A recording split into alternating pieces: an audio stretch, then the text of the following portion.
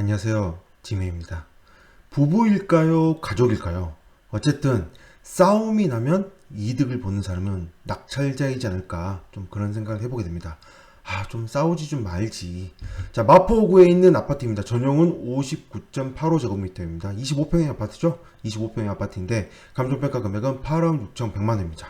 자, 일단 물건의 위치부터 보도록 하겠습니다. 위치가 서강대역에 있는데 서강대역 바로 옆에 있는 바로 여기 103동입니다. 정말 좋죠? 바로 앞에 습니다. 바로 앞에. 위치도 이곳에 있고요. 그 다음에 이 지하철은 다 지하로 다니기 때문에 스카이뷰로 보시면 공원입니다. 위에가 공원이니까 굉장히 뷰가 좋겠죠? 103동에서 내려다보는 뷰는 정말 좋은 그런 뷰에 위치하고 있고 지하철도 무척 가까운 그런 곳에 위치하고 있는 집입니다. 좋죠? 이렇게 지하철 가까운 데 있으면 굉장히 좀 좋지 않을까 싶은 생각을 해보게 됩니다. 자, 이 물건 봐보도록 하겠습니다. 시세부터 먼저 봐보면 자, 여기 신촌 3익 아파트인데요. 신촌 3익 아파트에 25평형, 평수로 바꾸면 23평형이네요. 25평이 아니라 23평입니다. 공용면적이니까요. 23평형인데, 실거래 시세를 봐보면 쭉 이렇게 올라가다가 마지막에 2020년 12월에 거래된 금액이 8억 5천입니다. 11월에 거래된 금액이 9억 2천. 그러면 2021년도 지금 거래 금액이 하나도 나오지 않았잖아요. 실거래 신고가 없잖아요. 2021년도가 돼서 당연히 집값이 또 많이 올랐죠. 과연 얼마나 올랐을까요? 이 실거래 시세만 본다면 9억 정도로 생각을 하고 그렇게 보고 접근할 수도 있겠죠. 그럴 수도 있잖아요. 지금 이 물건의 감정평가 금액이 8억 6,100만 원이니까 9억? 그래, 9억인데 시세가 9억인데 8억 6,100만 원이면 좀 신권에 입찰하기는 좀 그럴 수도 있다 라고 생각한다면 운이 좋게 단독으로 낙찰을 받을 수 있는, 혹시나 그럴 가능성은 좀 낮긴 하지만 그래도 알 수 없는 거잖아요. 인생은. 혹시나 그런 생각을 좀 해보게 되고요. 이 물건은 당연히 시세가 9억 아닙니다.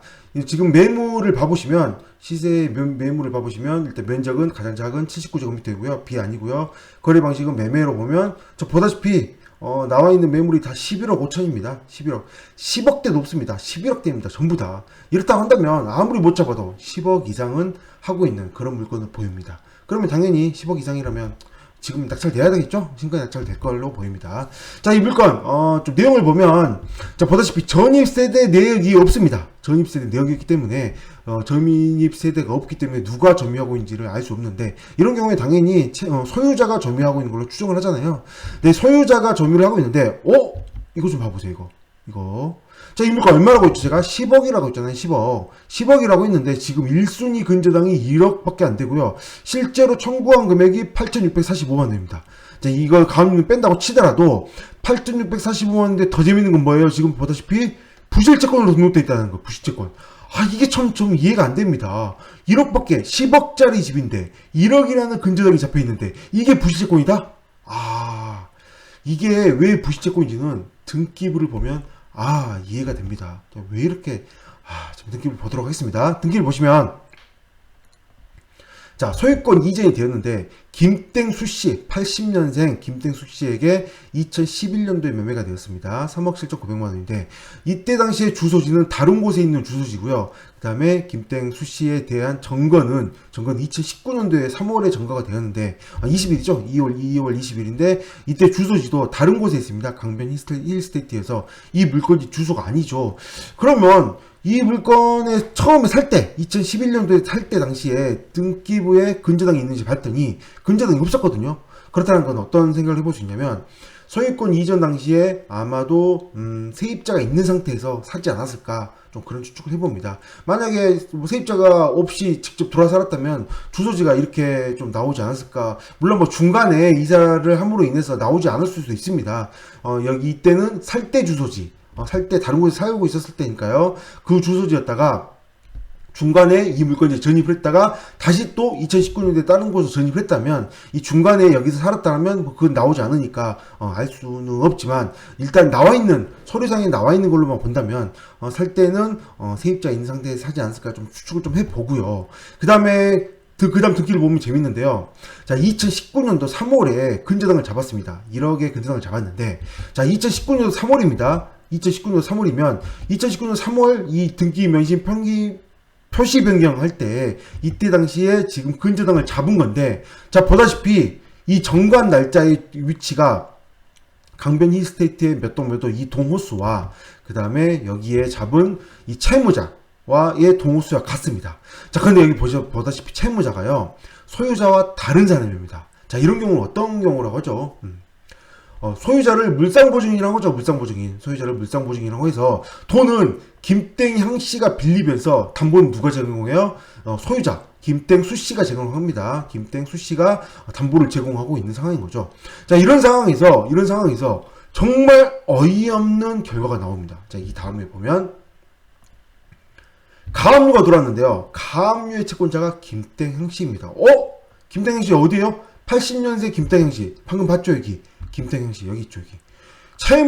채무자가 김땡향 씨였는데, 이 김땡향 씨가 3월 달에 돈을 빌렸는데, 언제?